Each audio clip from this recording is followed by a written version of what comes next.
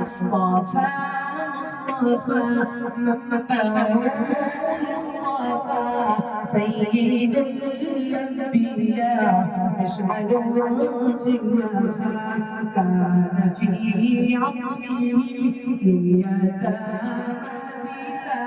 حن قلبي له فشوقا إليه ليس أرجو سوى شربة من يدي الصلاة عليه والسلام عليه كالسماء الطمى فأتى بالنقى وغدا وجهه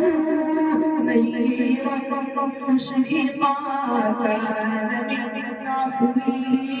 حين حال قال فلتذهب أن تموت حق الدار شان أقرار حق الدار شان أقرار मेरे सरकार को सबको खार